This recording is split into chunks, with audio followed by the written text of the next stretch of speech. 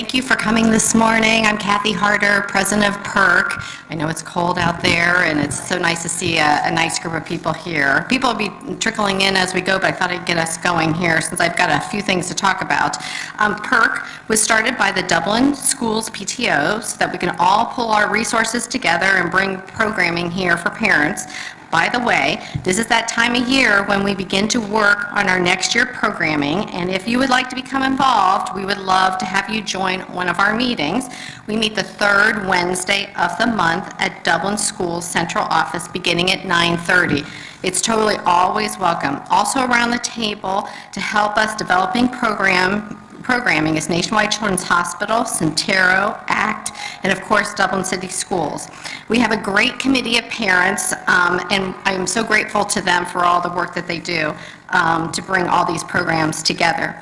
Special thanks goes out to Dublin City Schools for their support, Mathmasia and ACT, and of course the Abbey Theater, and special thanks to Brian, who's up in the box, who's been helping us greatly today with all the mics and things. So please go online after this program today and tell us what you think.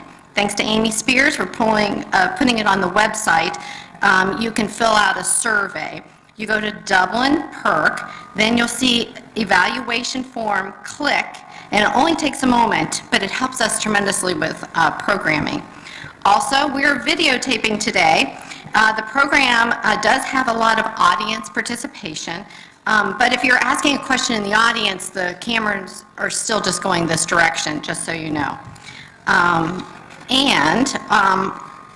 Our parents here in our community have been embracing the important issues of mental health.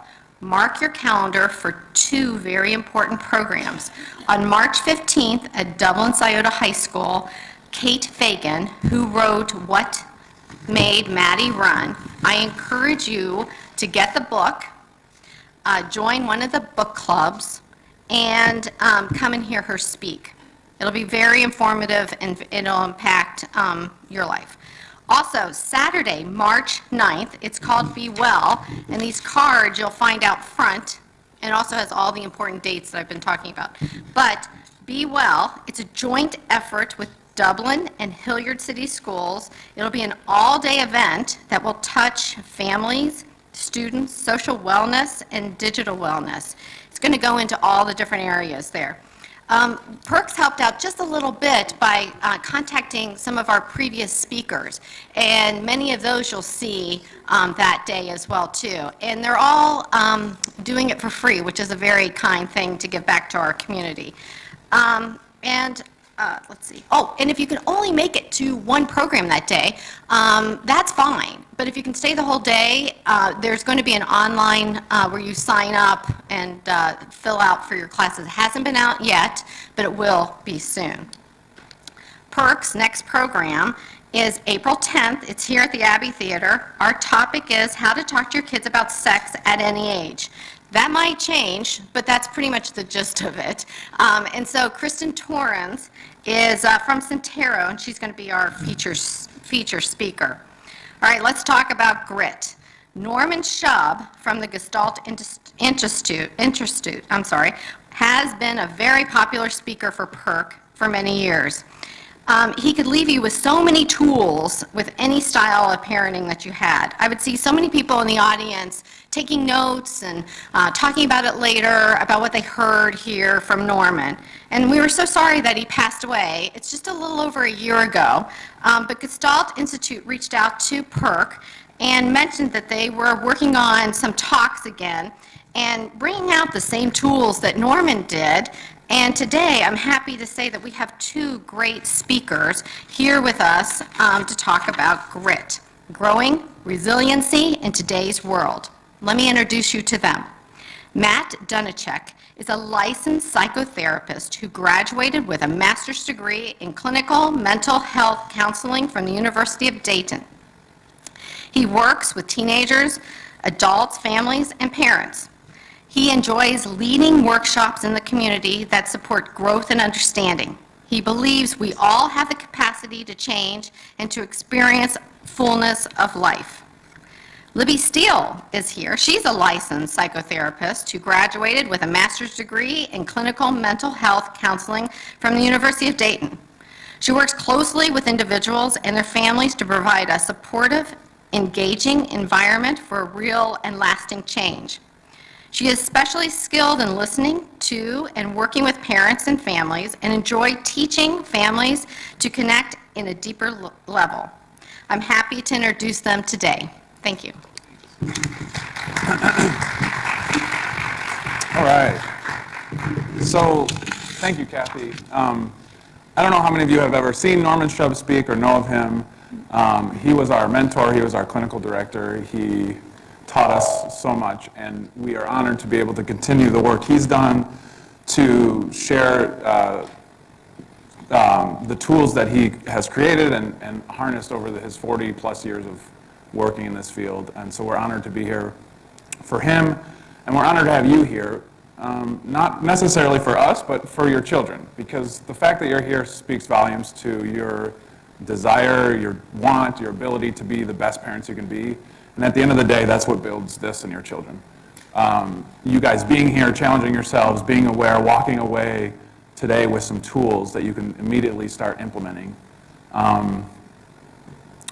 So, anything you want to add? No, you said it perfectly. So we are really, we like to be dynamic. We like to be involved with our audiences because we think presentations are really boring. So we're going to be interactive, and we hope that you guys are open to it. And Look if how you're not, excited they are. I know. Audience And participation. if you're not, we're going to make everybody you went. do it, so be ready to do it. We're not going to make you come down here. Yeah, we won't do that. And so we have a mic that we might pass around, but if not, just, shout out, raise your hand, and I can repeat it so we can all hear what's going on, okay? So the first thing we want to start with is hearing from you guys why you're here and what drove you to come here, what you're wanting to take away. What are your goals for this workshop before we get into ours? And so just raise your hands and we'll call, and I want to hear from some people. Right here, yeah. Well, I'm sorry, I didn't research the complete topic, but Oh, come on.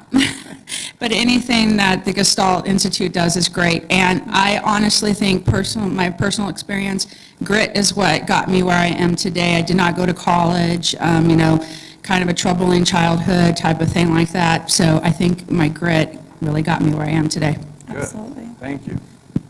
Anybody else? What are your goals? Why are you here? What do you want to get out of this? We want to shape this workshop for you.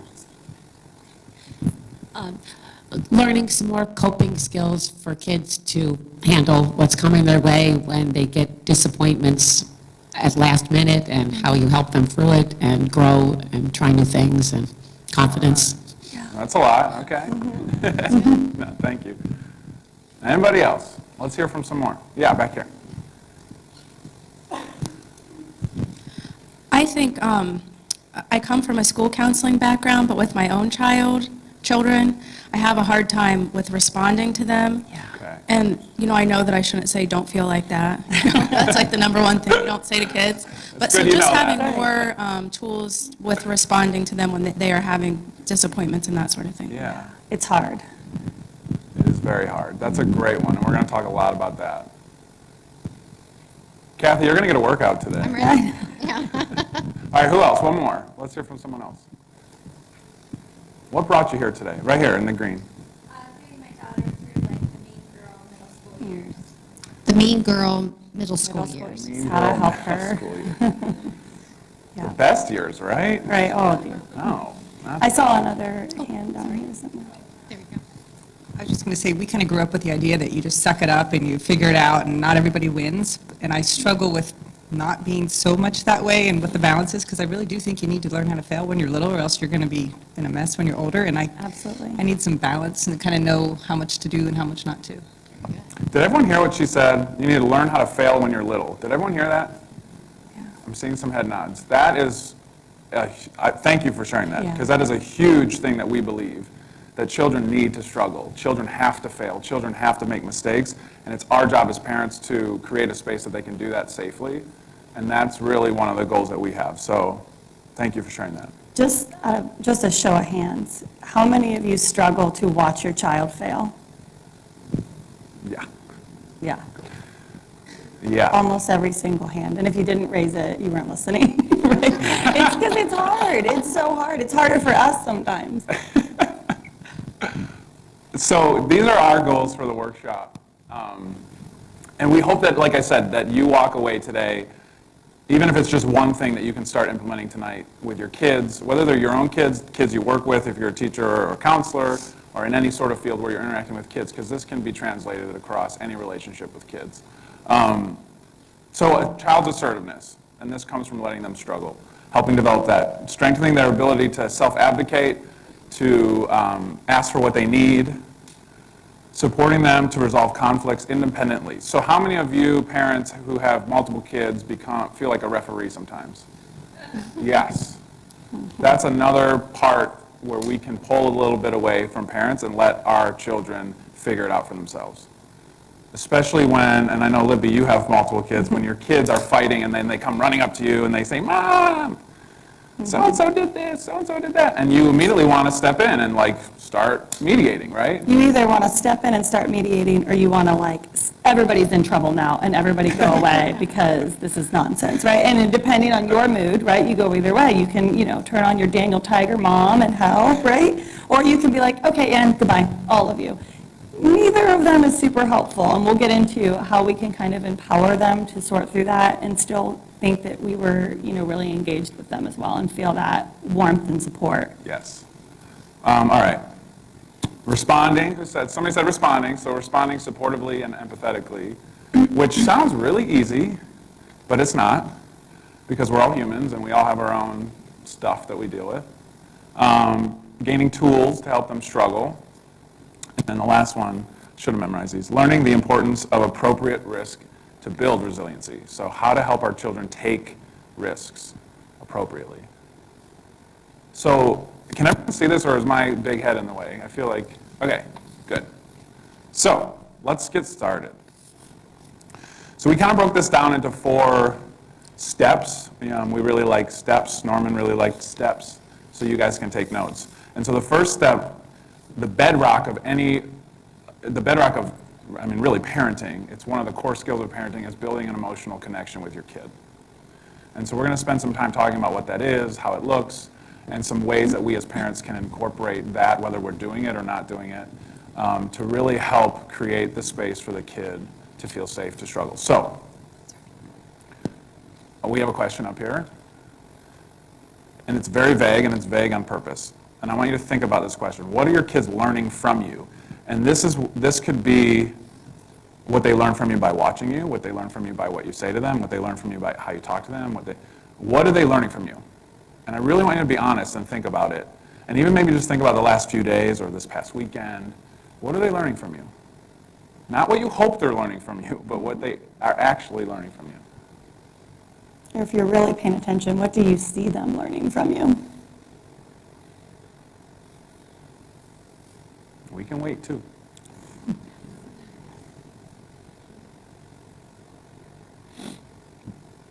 Yeah, thank you. Disconnection. What are you feeling when you say that as a parent? Doing other things, like the things around the house, rather than spending quality time. Them cleaning or All the whatever. to-do lists, all the Yes. tasks, all the things It's that more need to get done. important Yeah. than engaging. It's so easy to fall into that. We talk about that like administering the day, right? It's no longer we're eating the meal, now I'm administering the meal to you. I'm administering bedtime So- to you. What's your name? Stacy. So Stacy, I know you didn't see it, but there were tons of head nods here.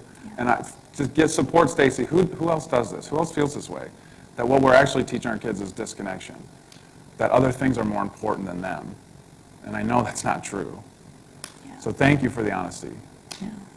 And I don't know if you look behind you, but everyone's hand was up, okay? We're supporting each other here, okay? Because parenting is very difficult, it's not convenient, and it creates a lot of our own stuff around guilt and shame. And so we're gonna nix that today. Anybody else want to share? Thank you again, Stacey. There's a hand up here too.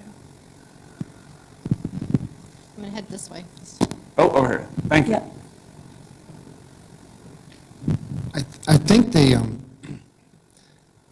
learn and see how you treat other people. So how you treat your spouse or partner, or if if that's even exists, or just, when you're at wherever, grocery store, wherever you go, how you interact and treat other people. I think hopefully they observe that and know from that. And I also think, which is a bigger thing in our generation now, is we talk about social media and electronics and kids, but I think they also look at what are their parents doing. I mean, some parents are probably guilty of being on the phone as much as the kids are. Yeah.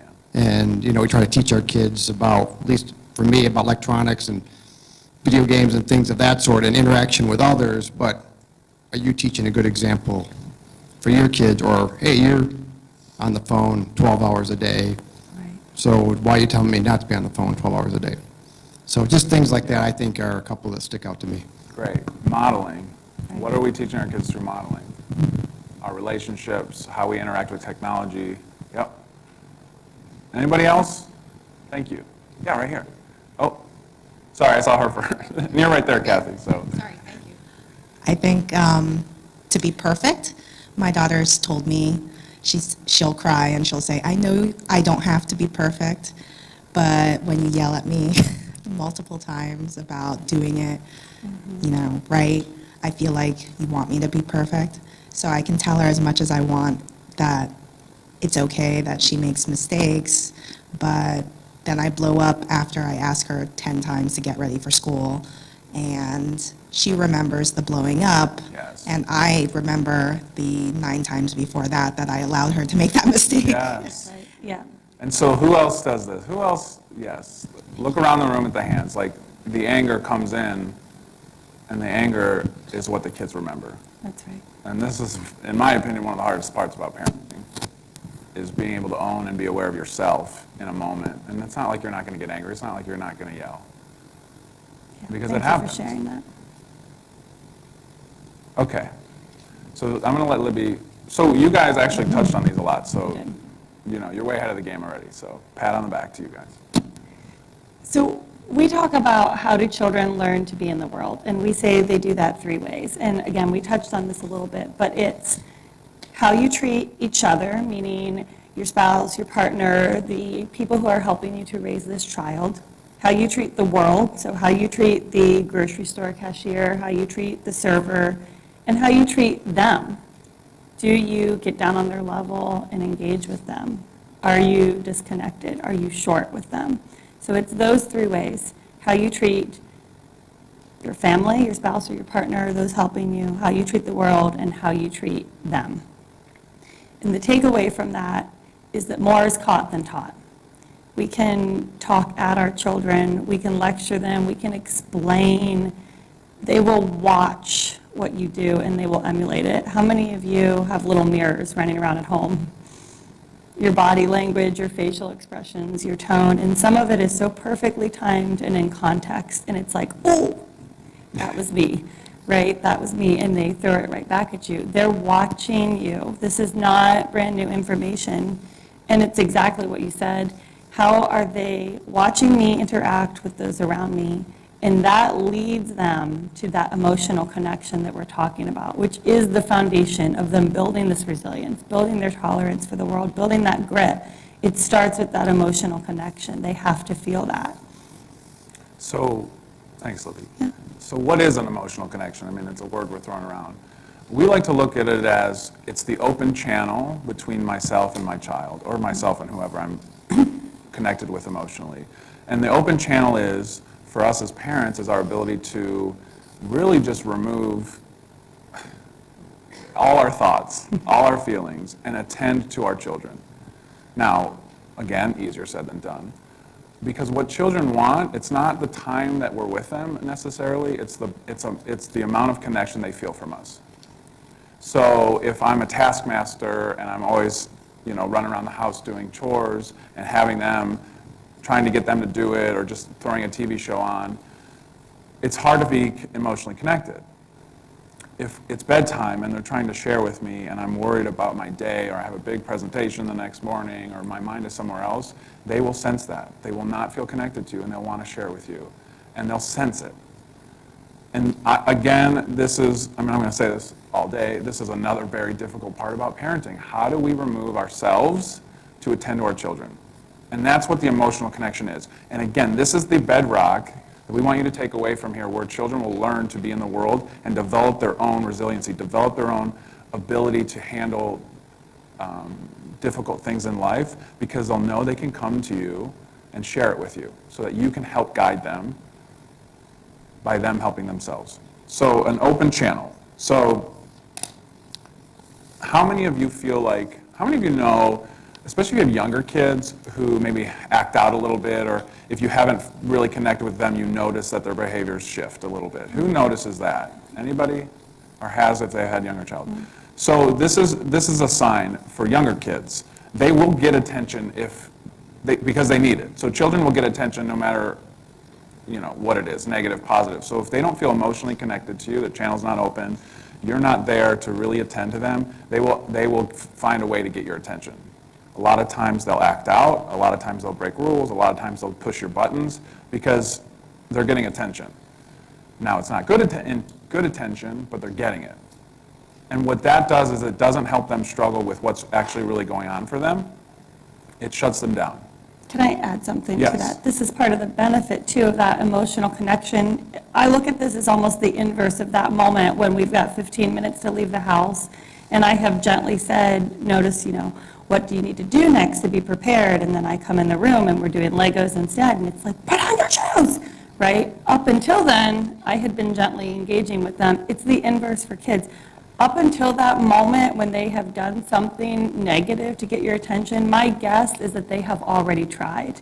They've tried to share with you a story. They've tried to show you a drawing. They've tried to ask you a question, and they have not gotten your attention, and so they have their own, look at me and listen to me moment. And depending on the age of the kid, it plays out behaviorally or emotionally, and it's the exact same thing coming at it from a different angle, in my opinion.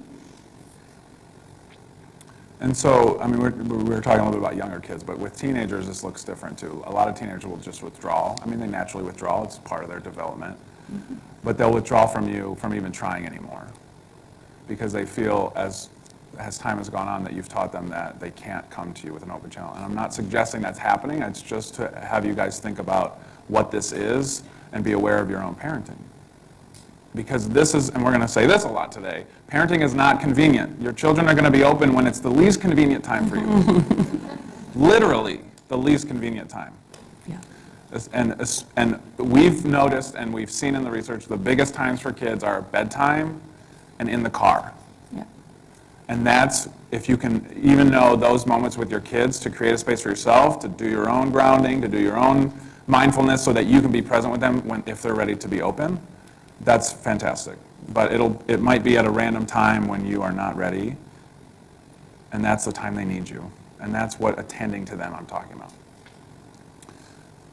Okay, so why is it so important to build this emotional connection?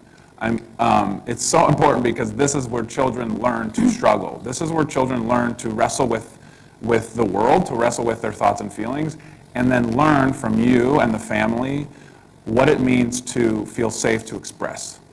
And when they feel safe to express, they feel safe to challenge themselves, they feel safe to chew on something, and they feel like their thoughts, feelings, actions are honored and respected. And without that, resiliency cannot really flourish unless, as we grow up, we learn that we have to, we learn it the hard way. We have to pick ourselves up by our bootstraps because the world has crashed around us. And I think you were suggesting that, you had to learn the hard way on how to be resilient. Somebody over here, I think you mentioned earlier that, there's a little bit of maybe we grew up with that mentality that you just sort it out. You pick yourselves up by the bootstraps. And what I heard you saying is how do we kind of bridge that mentality with kind of the way we parent now, which is a little bit different, right? And to me, it's a little bit the same message, but coming at it from a different angle, right? Sort yourself out, pick yourself up, and the message coming from the parents of, you've got this. I'm right here to help, but you can handle this. I trust you to go out and pick yourself up, and I'm right here. And to me, that's that bridged gap between that. I trust you to go out and sort this out, and I'm here to help. Okay, so here's a parenting skill moment. So if you brought paper or a computer, write this down. The easiest way to start an emotional connection with your kid is to validate their emotions. And what that, in essence, means is if you notice your child, however old they are, experiencing something, they look sad, they look excited, they're making a face, they're withdrawing from you. It's your ability to name it as you see it. You seem really disappointed that you didn't get the book that you wanted to read tonight. I see that you're disappointed. Just naming it honors that feeling in your kid, and it helps them feel safe to that it's okay, that feeling's okay. It's not, I don't feel that way. It's not, oh, you'll get the book next time. It's seeing them and naming and validating their emotion. That's the easiest way to start an emotional connection. And the more and more you do that, and you can, if you've never ever done this ever, and you have a 16-year-old and you start tomorrow, you can build that emotional connection. Mm-hmm. This is something, and if you have adult children, you could do it if you've never done it too. Because and we all know this, we're humans. When we're seen and we feel seen and heard and validated and safe, then we're connected emotionally. How many of you, because I know I do, how many of you struggle with your kids to have the patience sometimes to really honor and validate their emotions, especially if they're tough ones that are inconvenient? Yeah. How many of you feel like you're aware of your children's emotions? Like you're attuned to it, you can sense it, you can feel it. Yes, good. That's huge. That's going to set you up for success. How many of you sometimes feel like you don't know what to do with it? Good question.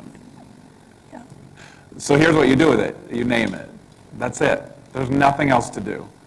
And we're going to talk way more a little bit about fixing. That's a big no-no. Because when we try and fix emotions, when we try and fix problems for our kids, they don't learn resiliency. Right. They learn that someone else is going to come in and fix it for me. And that's with anything. Yes? I've done that, like with my 16-year-old son. Yeah? I come home from school, like, you seem upset. Okay. Yeah. And I get like, I'm not upset. Yeah. Okay. Oh, okay, you just seem upset to me. So she's saying her 16-year-old, we love our 16-year-old, right? He comes home from school, she attunes to her son, like, you seem upset today. And he says to her, I'm not upset. And storms off. Right. That's what he does. It does not negate the fact that mom saw me. Now, he might not take it in, because part of his job is to pull away from you.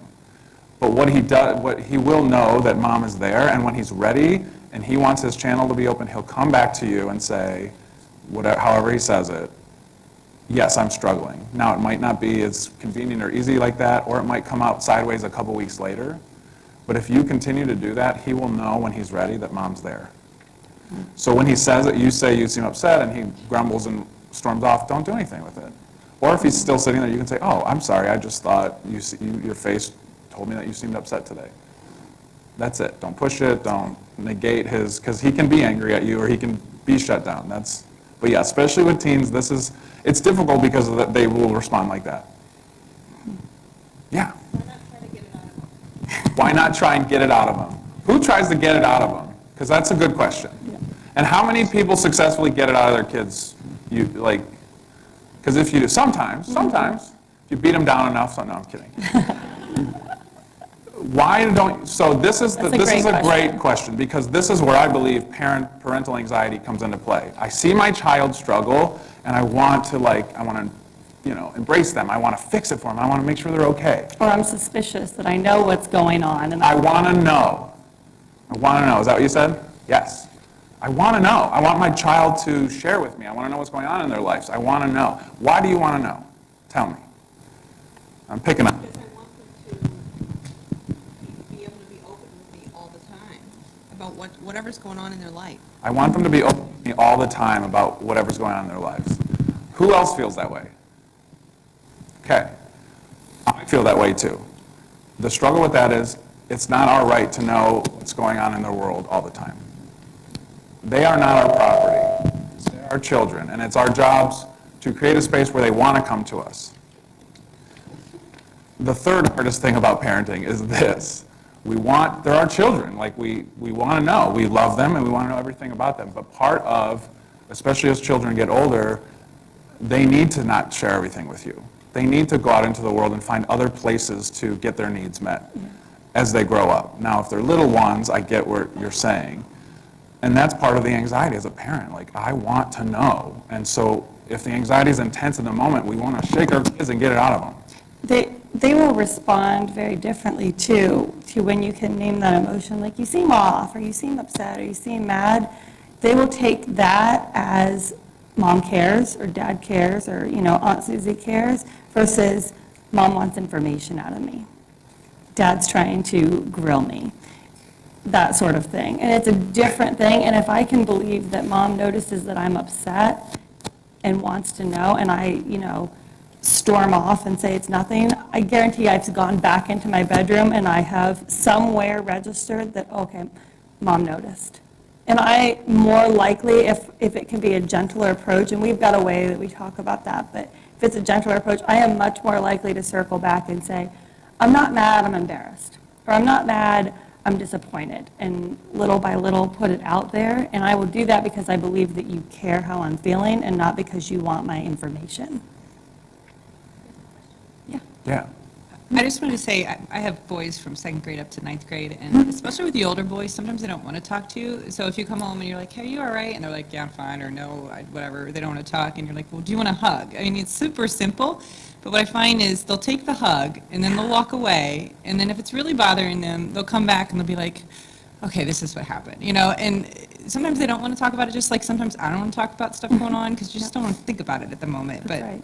I don't know, sometimes it is. It's just letting them know that you care and you notice that they've had a bad day. That goes a long way. Yes. Right. And I think it's our 3rd step. We're going to talk about a child-centered home and what that means. And that's one of the things. Being a soft, Libby calls it a soft place for them to land. We are the soft place for them to land. They feel safe enough to come to us when they're ready. So part of this is, when you really want to know what's going on, the skill here is listen first, listen to your child, really listen, and after you've listened, then you respond. And the response has to be curious. It has to be. If it's not curious, they're going to stay shut down. Now, I'm not saying curiosity is going to blow them open, but it's going to help them. So a curious response is naming what you see, or if they say something even a little bit like, how was your day? And you're just curious, like, oh, that sounds like a rough day. You want to talk about it. Or, ugh, I don't like that sound. Is there more you want to say? Or, ugh, okay, well, I guess it's an ugh day for all of us. And you plant a little curiosity seed. You don't say, oh my God, what happened? Is everything okay? Because they're going to shut down. They're going to freak out. It's gentle curiosity. Listen first, respond second with curiosity. Okay. And then the last thing, and this kind of intertwines too, we want to create a space outside of the home in the community for our children to struggle as well. And part of that is building familial relationships with other families, with people in the community, with your extended family, where you can bring families together so your children have resources outside of the family as well. And there's so much community, especially here in Dublin. So it's our ability as families to reach out and connect with other people in the community. It's to build that village and shrink their world a little bit. Having that network of your extended family, having that network of people that you've chosen as your family, like friends, other families that you socialize with, that shrinks their world. It tells them, here is a wider group of people that are invested in my well-being. They're a friendly face in the crowd. They're somebody where I can go to get my needs met appropriately. So before we move on from emotional connection, is it crystal clear what it is and how it helps children? The open channel? Yeah. Yes. You can have 2 questions. I only have one. Okay. So is it okay to say what's wrong? I mean, if you see and you're not sure, I hear you saying you should be validating their feelings, but is starting out just saying what's wrong? What do you notice that prompts you to ask that question? is what I'm at. What do you see the kid doing? I don't have a specific. Like, are they kind of like pouty? Are they shrugged over? Like, I guess you just seem off, so Okay. say that, I guess. Yes, start with that. Okay. There's nothing wrong with asking what's wrong, but start off with validating that you see them. I see, something seems off. Okay. Your face looks sad, or you walked really slow, or usually you're perkier. No, don't do that. Right. Yeah, don't say that. Don't say that. See, I'm not, like, come on. It's hard on the fly. But if you notice something emotionally, something's different, then name that first and then say, is something wrong? Yeah. And they will probably say no, and you can, with curiosity, say, no, really? Okay. I just noticed, and I'm here if there is something wrong. And the other piece of that too, and we've touched on it, but I'll just reiterate it, that when they do start to share with you, your number one job is to do what Matt has already said, is to shut down your own process and let them have the floor and really draw them out and not jump in, not do that fixing thing. I was telling Matt when we were getting ready for this talk, even my kindergartner knows that the key to good listening is to, at least in our district, they say catch a bubble. I asked him, what do people need to do when they're a good listener? And he goes, and it's right. And they learn that at such an early age. It's not my turn to talk. Catch a bubble. They don't always execute it perfectly, but they do get that. And it's the same thing. If you're going to notice something's going on with your child and you're going to go to them and try and draw them out, it's not your turn to talk. It's theirs. And if they're going to take you up on that, then let them. And be with them and support them. And this connection builds grit, resiliency, because I, as your child, learn that I can come and struggle with something in a safe way so that I can learn myself how to move forward in the world without you doing it for me or telling me what to do. That's why this is paramount. And resiliency is not going to grow if the emotional connection isn't there. That's right. And if I can, and I see there's a question up here, if I can shut down my internal process and be with you in your pain or in your joy, then now my kids are going to know, Mom can handle it. If they come to me and there's something that, stirs something up in me or makes me upset as their parent, and I'm like, oh my gosh, blah, blah, blah, I've already taken them out of their process, and now most kids are going to start to dial in, and they're either going to meet me where I am, and it's going to become a bigger deal, or I'm teaching them that Mom can't handle their hard, and I'm teaching them to back off. I'm teaching them to give me tiny pieces of information instead of the whole big bad thing. If I can stay calm, they'll meet me where I am, and they will come to me as they get older with their bigger and bigger and harder things. Yeah. My question is around maintaining the emotional connection when you have to issue punishment and things like that, because I think there are times when it's like, Mom's the monster that said I can't be on my phone. Yeah. Or no video games, that sort of thing, because then it seems like the emotional connection goes. When you have to issue some sort of punishment or directive or consequence, how do you feel?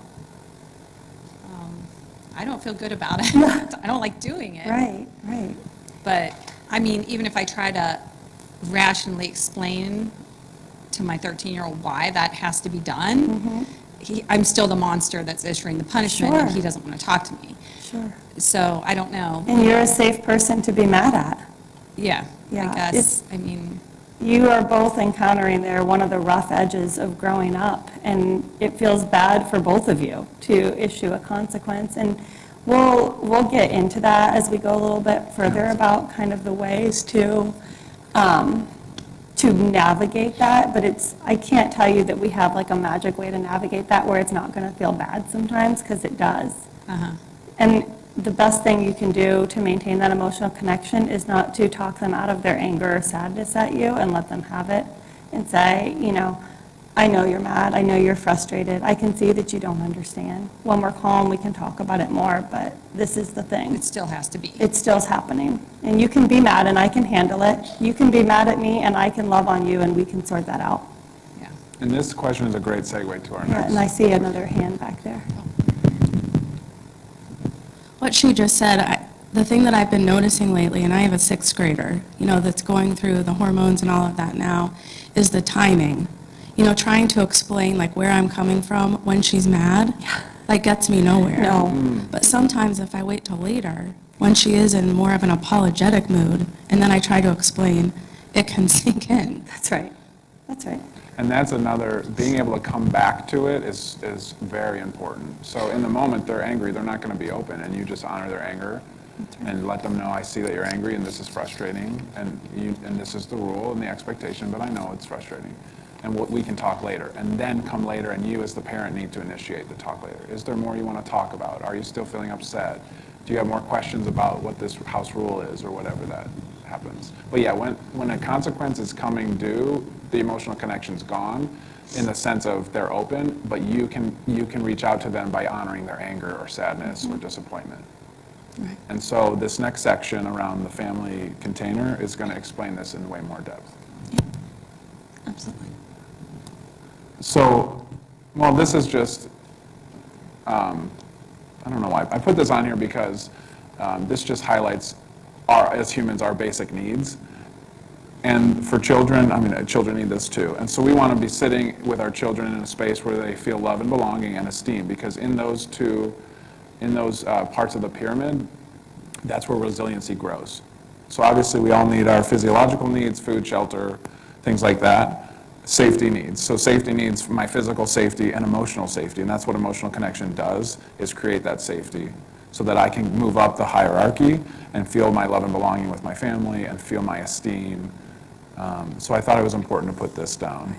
That last part, that self-actualization, that's what allows them to go out into the world and thrive. And that's our goal, right? We want them to eventually grow up and go out into the world. And that's how we get there. And that all ties into that resiliency and the safe place to build it. All right. So we have a way of talking about family in terms of the family container. So I want you to imagine, if you can, just a box with 4 walls. And what happens within these 4 walls? Do you want me to put the... No, this is fine Okay. for now. So it's where I learn to struggle. It's where I learn what a boundary is. It's where I have a soft landing for when I fail. Just like Matt was saying earlier, it's not actually my job to educate my kids about the world. The world is doing that every day. The world has been doing that since they were babies. Things are hot, things are sharp, the ground is far away or closer, whatever it is, the world is educating them. My job is to be a soft place for them to land. My job is to be the place for them to come back to and sort out what that was like for them. And home is also where I learned to invest in others. So if you think about it like that, yeah, you can turn it.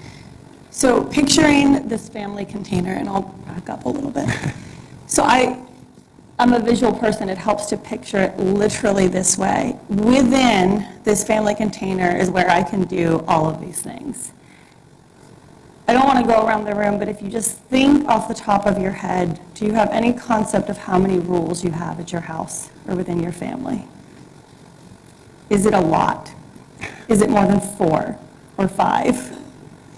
That's a lot for a kid to understand. It's a lot for them to understand, it's a lot for them to remember, it's a lot to enforce, and it's not actually helping them navigate any of the why. And how many of us get the, well, why? Why can't I do that? Why do I have to do that? Part of this container and helping them learn how to struggle and grow is helping them understand the reasons that we're doing these things. And it has to do with investing in ourselves. It has to do with investing in the family. If I can shrink my family rules down to some concepts that can be applied more or less unilaterally, we're all going to be more invested in it. Depending on the age of your children, maybe you can work on this together. And this is just one example. Your family rules might not value punctuality as much or whatever it is.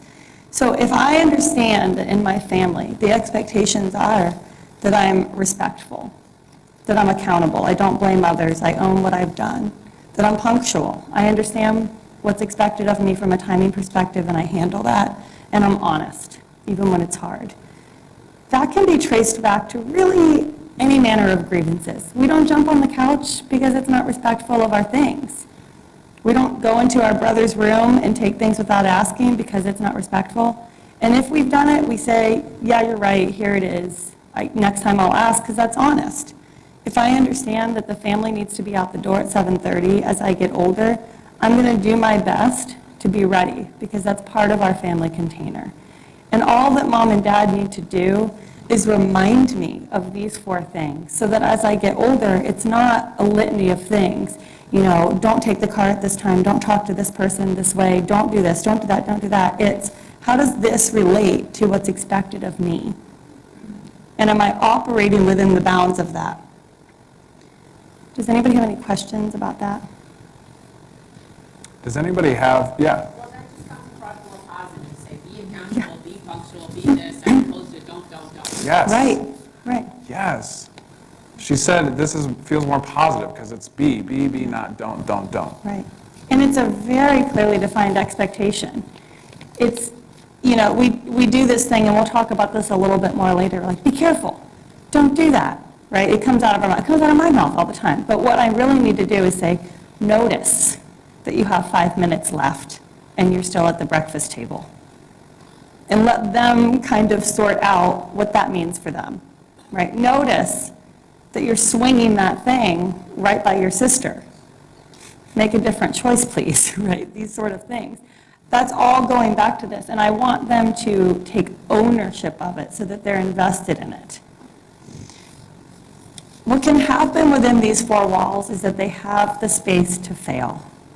They know exactly what the walls of the container are, and they can fail. And they can fail without really any consequences beyond their own natural consequences until they meet one of the walls of the container.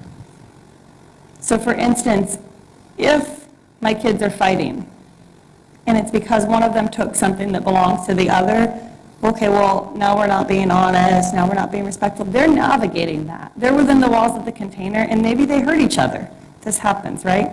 I'm still not actually involved because they understand where these boundaries are in a perfect world, right? I do get involved sometimes. They're not perfect. But what's going to happen is if this keeps going on and escalating and I do get involved, we're going to have a conversation about what happened there and which boundary exactly they ran into. And they're going to meet that in a way that they can hopefully learn from it. They have all the space in the world to fail. They have all the space in the world to be loved. And when I'm wearing my calm hat, we can navigate what went wrong. And it's not shaming. It's not, don't you ever do that again. It's not, what were you thinking? You're old enough to know better, da-da-da. It's, what happened? And how does this measure up to what we expect in this family? And when children know exactly what to expect, they won't push back on consequences because they know ahead of time what to expect.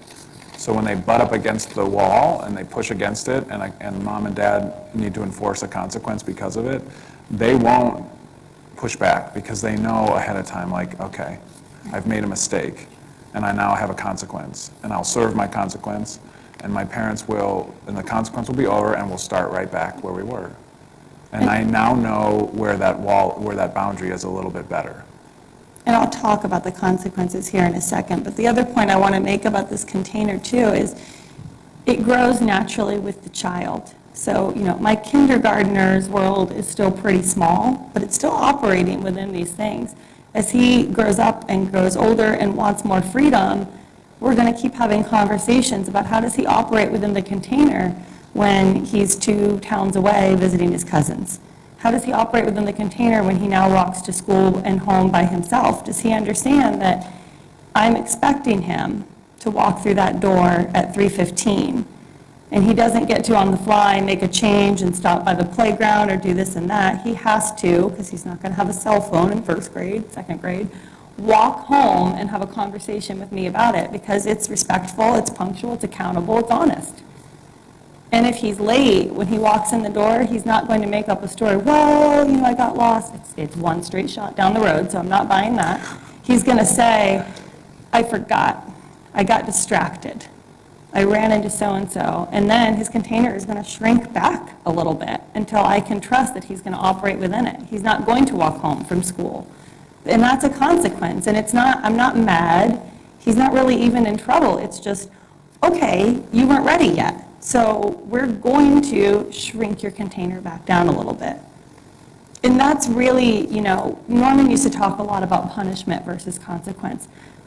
Punishment is not teaching them. Consequence is teaching them. I want them to understand what wall they've run into and what's going to happen because of that so that they can apply that so that it's teachable and it will feel better. And I can do it with lots of warmth. If I'm doing some sort of punishment, it's probably coming from a place of anger and frustration. A consequence is warm and supportive, and it's a firm boundary, and it's a gift. So when we talk about consequences, the go-to, how many parents, by show of hands, take something away?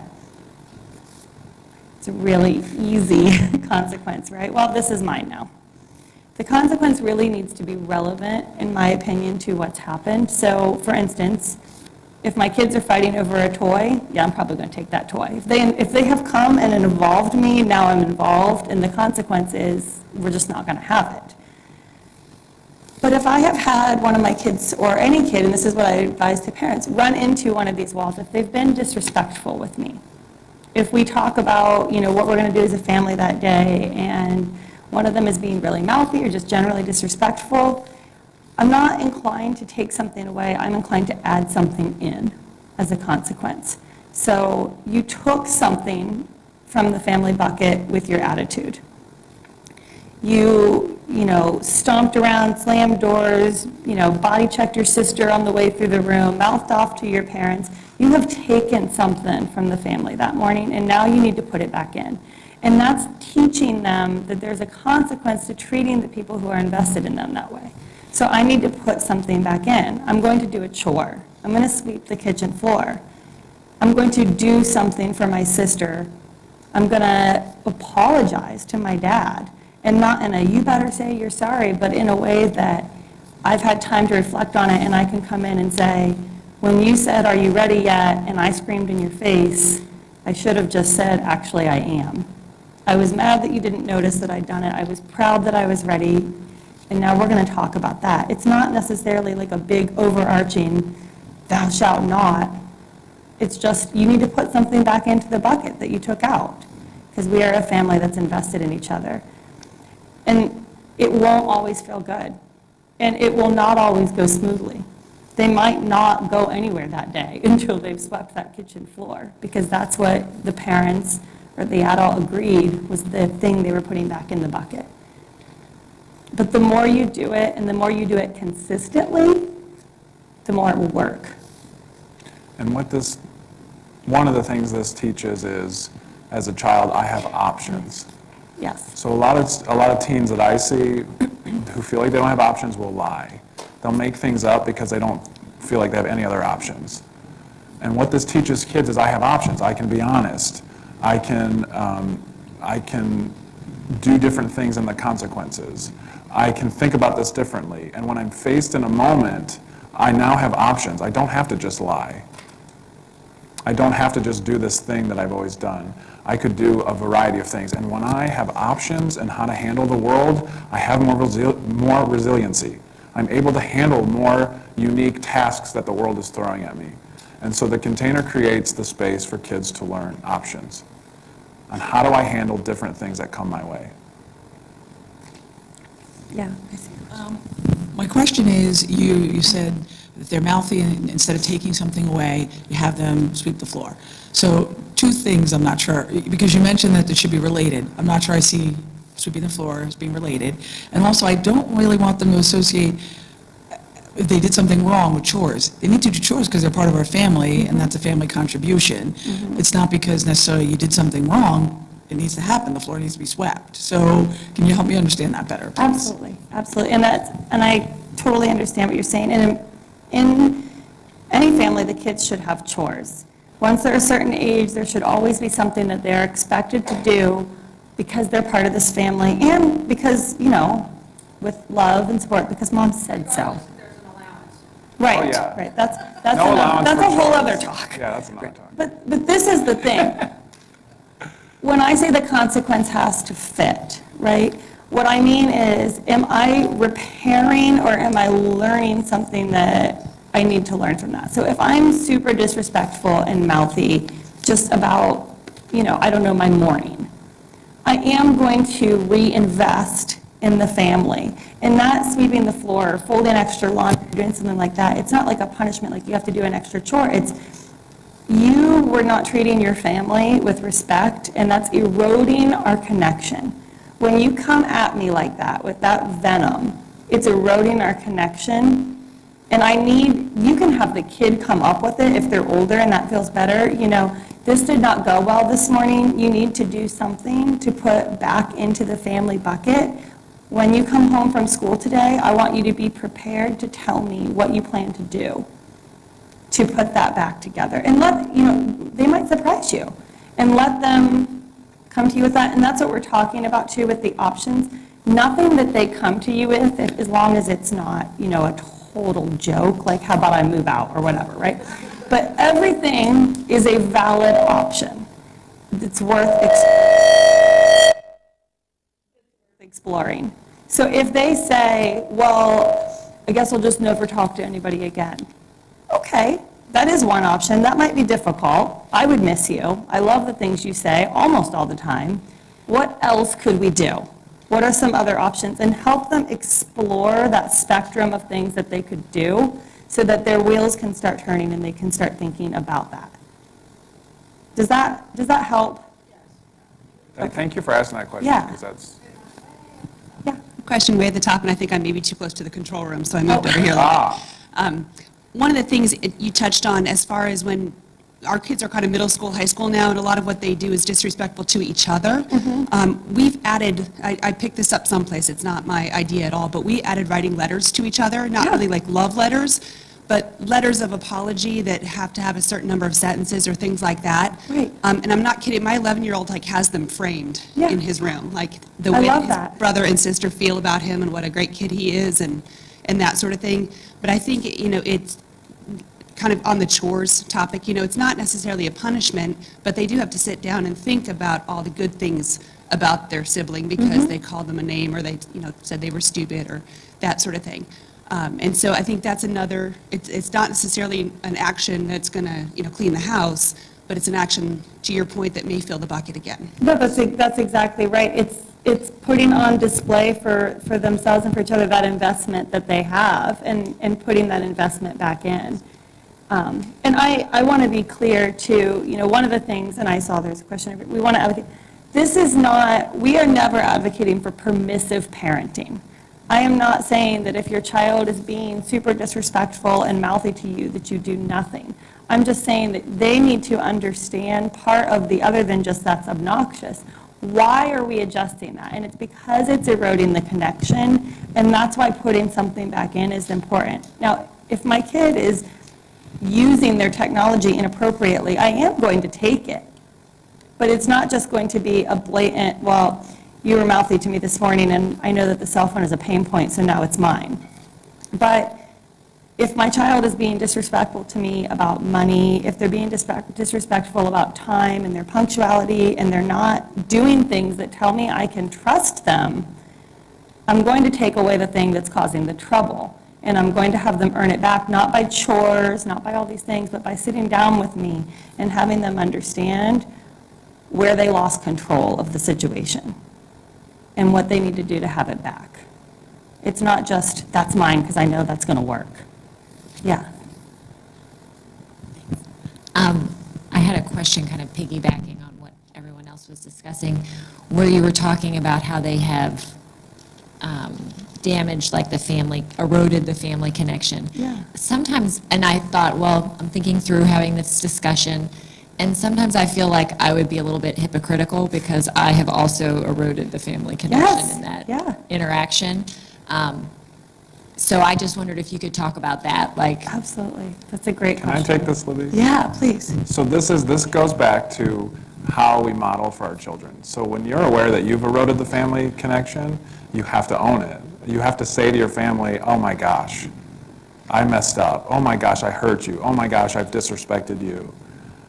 And you owning up to it is the consequence in a way. And if this is a part of your family conversation, your kids might say, well, Mom, you have a consequence. And let them share it. Okay, well, what do you think Mom's consequence should be? What do you think, how could I reinvest in you guys? Because we're human, so we're gonna break our own, and it's our ability to model, like take ownership. Because if a child feels that you're hypocritical, they're not gonna respect you. They're not gonna listen. They're not gonna do this. and it's going to become a power struggle. When you can own your stuff with grace and dignity and integrity, that's what you're teaching them, that it's okay, because I make mistakes too, because I have feelings too, because I get angry too, and this is okay, and this is how I deal with it, and involving them in it. So thank you for sharing that. And just to build one thing on what you said, I mean, I know this sounds really overly simplistic and silly, but we can actually stop speaking mid-sentence. That's a thing that we can do, and I do it when I remember, when I'm in my calm place. But I can start to lose control and say, okay, we're all going to take a deep breath. I didn't mean to respond that way, and I want to do it better. I am angry. You're right. Mom's mad. I'm very angry. And so I'm going to take 10 deep breaths, and we're going to start this again. And they can see that, and they can take that on, and they can see that I recognize what I'm doing, and I can own it in the moment, which is most of the time what we need to do. Yeah. Especially with boys arguing with each other, is sometimes I'll have them figure out how they're going to make it. Basically, it's like you said, put it back in the box, make it up to them. So if one boy did something to the other, I'll say, well, how are you going to fix this?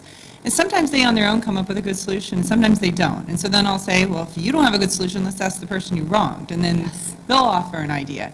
And usually that actually works way better than me giving the consequence. And I do give consequences, and I've tried pretty much everything people have said here. But usually that has the best solution, and it's amazing to me sometimes what they come up with, because either it's not that big of a deal for the other child to do, and they really aren't that wrong, they just want to be recognized that their feelings were hurt, or the other child will offer something that I would have never suggested because I think it's way too much, you know, so sometimes that works, and it takes me out of the middle. Yes, right. Okay, so just for time, I want to move on to the third step. So creating a child-centered home. First, I want to ask, what do you guys think of when I say creating a child-centered home? What kind of words or images come to your mind? Because I get mixed reviews from parents when I talk about this. Spoiled. Who said spoiled? Yeah. Yeah. What other thoughts? Any at all? It's all about them. The world revolves around them. Uh-huh. Playful fun. No, this is no right or wrong. So this is usually what we hear from parents, like, oh, child-centered home, are you kidding me? That's what I hear usually. And I get it, because we think child-centered, like, oh, it's all about them, and kids are naturally egocentric. It is all about them, because that's just developmentally how they are. What we mean by a child-centered home is that we incorporate the skills we've already started to talk about in our home, in our container, an environment where the children are seen, are heard, are respected, are listened to, are honored in whatever they bring to the table, whatever they bring to the family. So it's not about toting them around town all the time and constantly helicoptering over them. It's about honoring that they are people with their own thoughts and feelings and emotions, and that we as parents, it's our jobs to, in our home, honor that. It's not the dichotomy where I'm right and you're wrong. It's not the dichotomy that because I said so. That doesn't teach children anything, but that they can't trust you. It's about creating a space and honoring that your children are little individuals who are struggling in this world just like all of us, and that you don't know all the time what's best for them, because they need to figure out what's best for them on their own. How many people had a reaction to hearing that? You don't know all the time what's best for them. That's good. And what I mean by It's that allowing is, them, yeah. what I mean by that is that they have to learn what's best for them. And now, this isn't around like safety, crossing the street, things like that. Obviously, we have to teach them certain things. This is from an emotional place, letting them figure out what's best for them, what they need when things go wrong, when things go right, and how they can handle that. Yeah.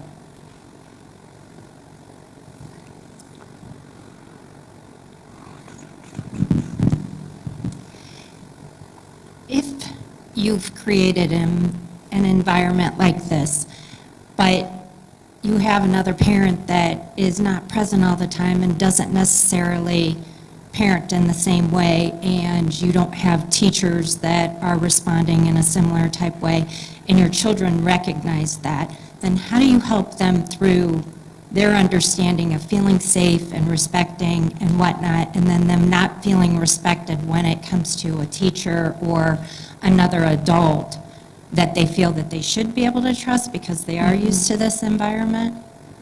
And how do you show them that they can still advocate for themselves with a parent or a teacher or something like that? Yeah, that's a great one. So this is where our ability as parents to help our children explore their options. So, example, a child has a math teacher who they just do not get along with. I hate my teacher. She can't teach. She's stupid. This is ridiculous. And a lot of parents want to sweep in and say, okay, well, I'll call the teacher. And a lot of other parents say, oh, okay, you got to deal with it on your own. And there's the in-between of that is, how do we help our kids explore, how do I handle this relationship? What are my options? What can I do? I can sit here and complain and whine. That's fine. Not much is going to change. Or I could do this or that. And it's our ability to say, what do you think you should do? How do you handle this person? You're obviously very angry with her. How does that influence? What's that like for you? How does that influence your relationship? And what do you think you can do about it? And if the kid says, I don't know, you can say, well, I have some ideas. Do you want to hear them? And that's when you can come in. Now, as a parent, and I know, I would do this too, it's like, well, let me handle this for you. Let me take care of this. Oh, you're struggling. This teacher must be ridiculous. And it's because they're going to face people in their lives who they aren't going to get along with. They're going to face people who are disrespectful to them, and it's helping them learn how to deal with that. And that's the teacher example. As far as a co-parent, if we're divorced or and we're not co-parenting well with our exes, it's our ability in our household to create the container that the children know the child-centered home is important. So if they go off to the other parents and come home, that they know that when they're with you, that's what's created. And then you can help them in that moment options. Like, well, mom treats me this way and mom's rules are weird. Well, how do you handle that? What do you do with that? Mom's house is a lot different than mine, isn't it? It's letting them struggle with it. And this is again a whole other topic. We have a book on this too, but it's how do we co-parent without the anger we feel towards our exes to honor their parenting style too. There's one other scenario that I want to touch on too, and this one is really hard. If there's a parent that travels constantly, if there's a parent that's out of town a lot, and it can be very disruptive when you fall into this routine, right? And then the other parent is back in town, and it's like, Disney parent is here, now we're going to do all the fun things, and it's like we have to sort through that. That's a conversation, I want to be really clear, with the other parent. And that's something that we can navigate and talk about, another time, another talk, but it starts with curiosity. I wonder what it's like for you to come home, and we've been going through this whole routine, and you don't always seem like you know it or get what's going on. I wonder what that's like for you. It's going to be a much more disarming conversation than every time you come home, things are thrown off, and I have to undo it. And it's a much nicer start to that conversation. But the key would be to get on the same page when you're still together and co-parenting like that. So we believe that a child-centered home creates resiliency because it helps children learn to self-mastery. It helps them to learn self-support. It helps them to learn that they have options in this world. It helps them to struggle and make mistakes and learn how to fix it themselves with support from people who love and invest in them. And if we swoop in and try and fix for our kids, none of this happens. Our children do not learn to be self-reliant. We have been reading research after research on college-age students these days who have no ability to handle the day-to-day life struggles because they never learned how to. And we are so passionate about this because we believe that children learn resilience through feeling heard, through feeling that they can struggle safely, and through feeling like they won't be punished for what they're going through. That they can come to you and struggle with this stuff.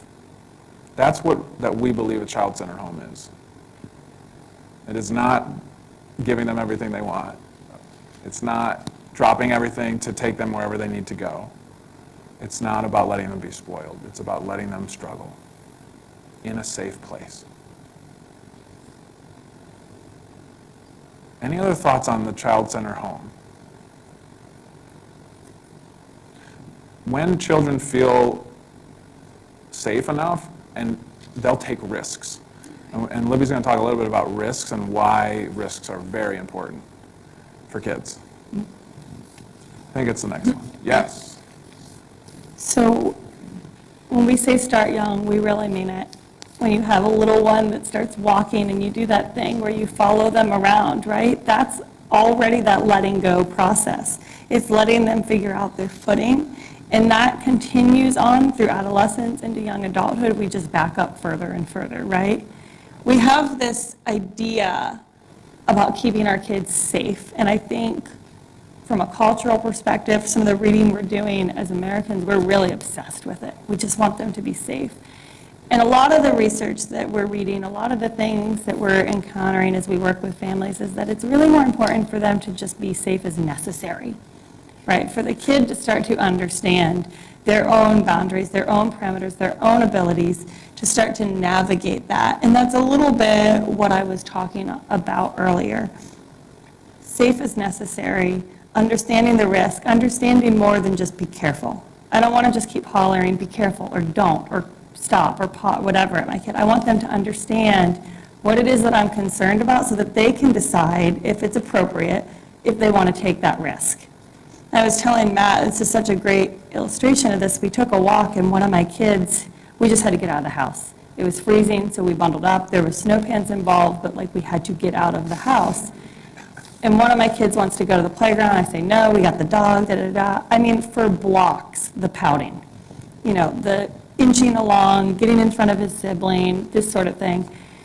By the time we were about a block and a half from home, he finally decided to start engage, and he's going down the alleys purposefully, like slipping and sliding and falling and doing all these things and laughing. And my husband is way up ahead, and I hear him like, don't do that, be careful, you're going to tear your snow pants. And I want to be like, what? And we talked about later, it's fine, I'm not, attacking my husband here, but part of me is like, what are you doing? He finally got out of his head and is out here enjoying this 12-minute walk. Let it be. He's as safe as necessary. There's no cars around. He's wearing the appropriate gear. He's probably going to get hurt, almost inevitably. He's sliding down an alley on a sheet of ice. Something is going to be bleeding. But he's going to be okay. And he's going to learn, maybe he doesn't want to do that next time. It's safe as necessary. Was it painful to stand beside him or behind him and watch him, come this close to smacking his little face constantly? Yes, I think I was like, yeah, every time. But I bit my tongue. Safe as necessary, letting him sort out, can I handle this? Take these appropriate risks. And it goes beyond that physical thing. The physical thing is important. They need to, from a young age, start learning their motor skills, fine motor, gross motor, navigating these kinds of things. But it goes beyond that. It's those social risks, and that is especially hard for parents. When you see a kid put themselves out there and it's not well received, your heart just drops. And you want so badly to get involved and to take that struggle away. And that's the number one time when we see parents get involved when they don't need to be. They call the school, they run it up the flagpole, they call the other parent. All of a sudden, the kid's going to meet you up here and the situation's going to be different. There are so many times in my work with kids, I will get a phone call from a parent and they're very worried about something that happened at school, and the kid's perception of it is totally different. Their experience of it was totally different. And that's okay, and it needs to be. The kid navigated that risk in a way that felt good to them and made a decision based on that. They have to be able to put themselves out there, and we have to be able to step back, hold our breath, and let them know, I'm here to help. What do you want to do about this? How did that go for you? What was that like for you? What do you need from me? How many of you feel like you support appropriate risk-taking in your kids of any age? Good. Great. Yes. That's great. Because it teaches them, if they go out into the world and the risk as necessary, the safety as necessary, the risk as appropriate, it's I'm a person, I'm a child, and I'm right at my boundary. I'm right at a point where I'm really anxious, I'm nervous, I'm scared, this might go wrong. But it's not so over, and it's right there and I can do it. And if I have the backing of the child-centered home and emotional connection, I know that if I fail, I can come home and get support. I know that if I put myself out there to make a new friend and they say something mean to me, I know that I can come home and struggle with that with my mom and dad, or my siblings, or my community, or the people that I'm connected to. So that I can learn, okay, what are my options, and I can not take it in as a personal attack, and I can have the resiliency to say, next time I'll try this, or maybe this person's not for me, and that's okay. I think we had one here, and then, yeah. Is it fair to say that you can give some of your kids more tolerance for risk than others? Yes. I've got one that takes a lot more risk than the other, so I pull back more on that one, and the other one I have to encourage to take risks. So It's I mean, each disposition. So if we have a kid who's more, wants to take more risks, we support it. And a kid who doesn't, we support it as well. It's not going to be the same for each kid. And so the risk for this kid might feel really small to the other kid, but for this kid, it's like, it's a big one. And it's knowing where your kid's boundaries are, where it's not like they can take a little risk socially and try something that might be really scary, but okay, I'm going to try it. Whereas this other kid might, be in front of a group of 100 of their peers and be just fine. The one thing I'd add to that too is that this will be really hard as a parent, but to give them the space to miss out because they didn't want to take the risk. I mean, in certain areas, and to be curious with them about that. You can tell they really want to go to the party or they want to go to this thing and they don't do it, and to let them not do it. And then be curious with them. I wonder how you're feeling about skipping that. What was that like? Not like you're missing out, right? But what was that like for you? And let them sit with that discomfort. That's also risk, and that's also building that grit. Let them sit with it. Let them sit with the consequences of their decision. Just something that I think about, because it's hard to watch them fail. My kids are 6, 8, and 10. But to think in my head as a parent, like, let them fail now, why the failure, the risks are low, and I'm there to support them, then waiting until they're older and then figuring it all out. Right. That's just what, I just always remember that in the back of my head. So like, okay, it's all right. Like, just let them keep doing it now. Thank you. Yeah, absolutely. The soft place to land. Okay. Any questions on risks? Yeah, right here. And you can shout. We don't need to. Then the blue. I have a question of this kind of as a parent, like you define fail and mistakes. What's the failure mistake that's okay versus, oh boy, that's something that we really need to address. How do you, what's everybody's definition of failure? Like for me, yeah. Great. Okay, my kid is, you didn't do your assignment versus you didn't get the best grade. You didn't do your assignment, but we got to talk about it, why you get this done versus why you get a C or why you get a B. Right. Try to learn from that. Yep. So, that's one of the things with parenting, I guess, as they get older is, what's the failure mistake that's okay to learn from that, and that's fine, it's going to happen versus it's a bigger mistake.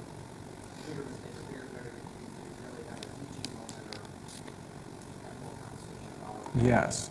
And so go ahead. Yeah, I was like, can I take that one? Yeah. There's two things I would say there. Not everything has to happen in real time, right? So when you get a little piece of information out of them, there are going to be times where you're like, we're coming back to that, right? And you can say that to the kid. You can say, I think you're really upset, or I think this is getting really hard to talk about. It seems like you need a moment. So I want you to think about it, and I'm going to think about it, and we are going to have to talk about this more. This is something I'm going to have to get involved in, but we're going to talk about it on Wednesday night. So that the kid has time to collect themselves. It's giving them a little space for dignity. It's giving them a little space to calm down. It's giving you some space. And the other thing I would say is I heard a couple of times you say, why? And of course, that's what you're wondering, like, why wouldn't you do this, right? I would shift that slightly to tell me about what happened. Can you tell me about what's going on? Tell me about this assignment. And it's a little bit more of an inviting thing because they're so used to that why being a different kind of conversation. Hopefully that helps. And grades are a big part. And what I'm hearing you say is it the grade, is the failure, or you're not turning something in? What's the difference? What's the mistake? And it's the ability to come to them not with the whys and come to them with, okay, I'm noticing this. You haven't turned these things in. Your grades slipped. Grades in our family container are important. And so what can we do? What do you think? What's going on? What are your options? Do you need my help? And putting it back on them with support and warmth so that they can try and struggle with it with you there. And if they can't, you can say, well, I have some ideas, I have some thoughts, do you want them? Can we talk more about that? Because you're not turning in work is not part of our family container. It's not part of what we expect out of you. And so we have to deal with this. And I love that you said come back to it if you just find it out, and check your own anger if you're checking Schoology or whatever Dublin uses, 24/7. Don't do that, but check your anger if you see something. Failure early before it goes way down. I mean, I know what you're saying, you don't want to get a failure in the class. I mean, how far? But that's it. If you're struggling with them throughout the course of the semester, and they are trying, and then they still fail the class, that's their consequence. They have to retake that class. Honestly, mine did get a D in a Yep. class or two. Yep. Ended up not on Ohio State main campus, but Newark campus. Yep. And right there, moved on main Right. campus, and he battled through it. Grit. It's not Grit. people around here would like that No. to go. But that's his grit. That's what happened. He learned, I don't want to fail anymore. I can't believe I failed this class. Now, but it was not popular that he wasn't in the honors program at all in Ohio State Yeah. downtown. He was up in Newark on, a couple buddies. And that takes grit too. Like I have to do, what do I want for my life versus what do I think the world is telling me to be? And we're going to touch, I know we only have a few minutes, but I want to touch on self-esteem at the end here. And quick question behind you. Yes, let them fail the class. Yes, they will be okay. I know in Dublin we don't talk about it. And if any teachers here, I'm sorry. And we're also not I'm not saying- advocating to Right. fail, but And we're if not you've tried saying all the right. options, if you've worked with them, if you've let them struggle with it, But I mean, if it's an attitude like, I don't want to do this, you just let them fail it, that's acceptable. thank you for clarifying. No. I don't want to do this invites you to say, tell me more. What do you mean you don't want to do this? What's happening that you aren't invested in this? You don't like it. What do you like? What do you like about school? Nothing. There's nothing. You don't like lunch, you don't like your friends, you don't like a teacher. I know, and they're going to give you all sorts of roadblocks. And it's the curiosity. And it's not the, well, I don't care, you have to get good grades because you just have to. Because you get frustrated. And depending on where they are in the schooling program, if they're like a sophomore, you know how important sophomore year is, and if they feel that, they felt that from first grade, and the pressure might be too much, and a kid like him might say, the pressure's too much, I don't care. It's a coping skill. Not a healthy one, but it's what he's doing. I don't want to care about this because if I do, it's too much pressure. And so as parents, we have to help him understand the pressure and understand what is it really that I want and enjoy about my life, about school and the things that I need to do. And what's it like for me to have to invest in something and power through something that I don't care about, that I'm not interested in, because that's part of life and that's a conversation. What's it like, and what's the fallout for you if you can't do this? Well, you can't take the next class, you can't be on your team, not by parental directive, but maybe the grades weren't met. You know, what's the consequence? What's the difference? You told her let them fail, then you said not to let them. What I mean by let them fail the class, if you see them struggle with the class, put in the work by working through the options, what they can do, how to handle the teacher, and if they do it and still fail, then they fail. If they're saying, I don't care, there's something deeper beneath it. Right. There's something else going on with this kid. The channel, his channel needs to be a little bit more open with curiosity to help him understand there's a struggle there that he's not owning. And I'm not saying, you just say, oh, okay, you don't care, and then, okay. That's not what I'm saying. So it's if I fail my class because I've done all the things I think I could do, and I still fail, then I fail. It's not, I don't care about this, so I'm going to do nothing. I'm not saying let them fail that. I'm saying it's how do we engage them with curiosity, helping them explore their options so that they can struggle. There's a struggle he's having. And it could just be like, screw the man, like I ain't gonna do this, I don't care, which is a huge attitude I see in a lot of teenagers. It's part of what they do. And it's helping engage them around, well, what is it you like? What motivates you to get up and go to school? Because every day you could say, I'm not going to school. And the kid could say, well, I'm scared of you, so you're gonna make me go. It's letting them struggle with that. And as a parent, when we see our kids not care about school, it triggers so much stuff. And we want to make them care about school, but they don't care about school. So we can't make them care about school by trying to make them care about school. Does that make more sense? I know.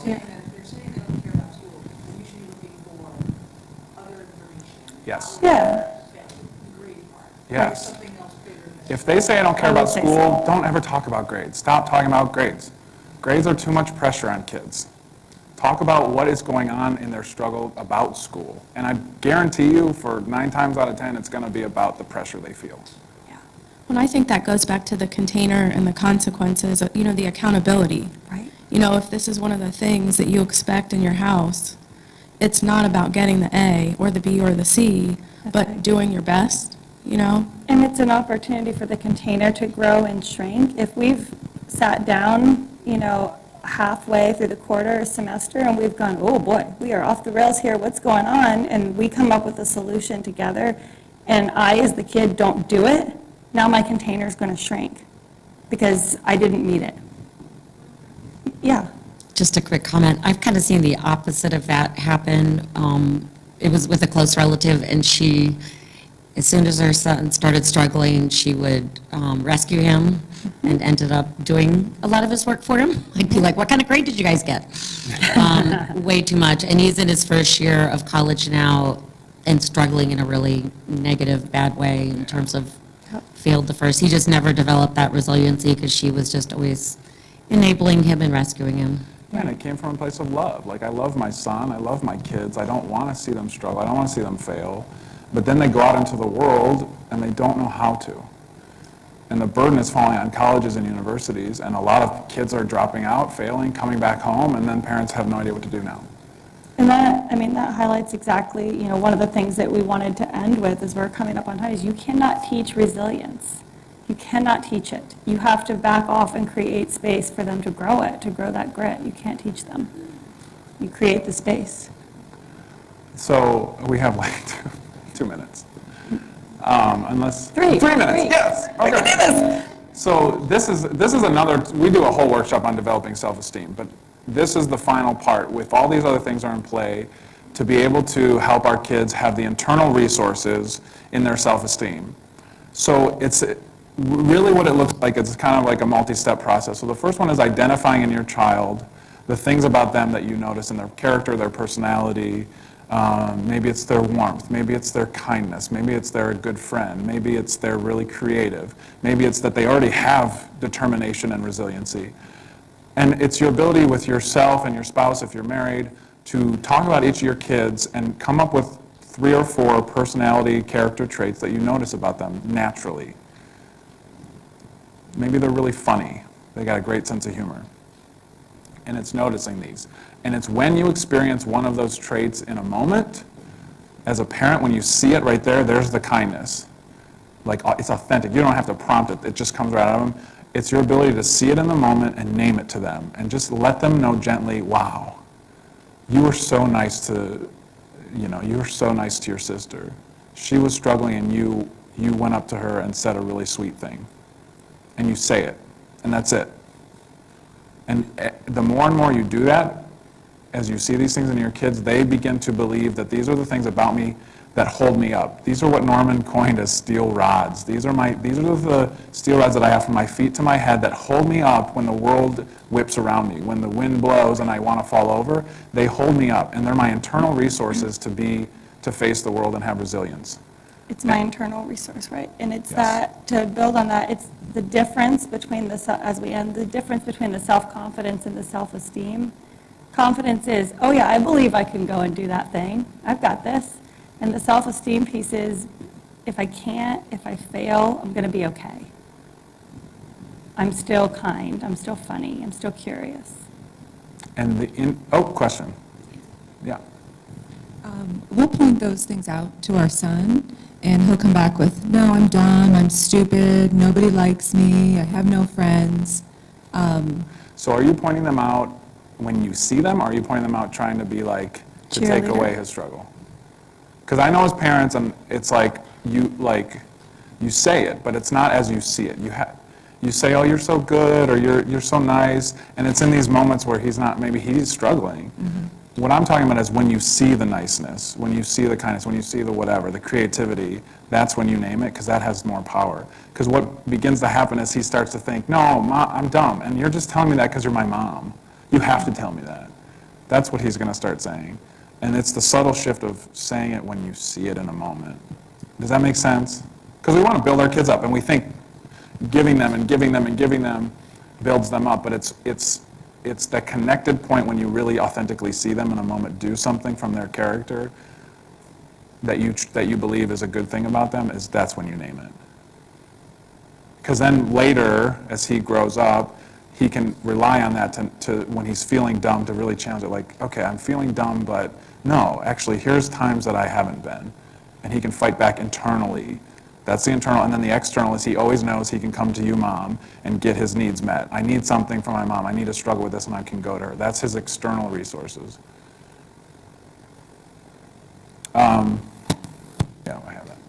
Any questions on self-esteem? So thank you for asking that. Any questions on any of this? Yeah. This was awesome. Thank you so much. Thank you all for coming.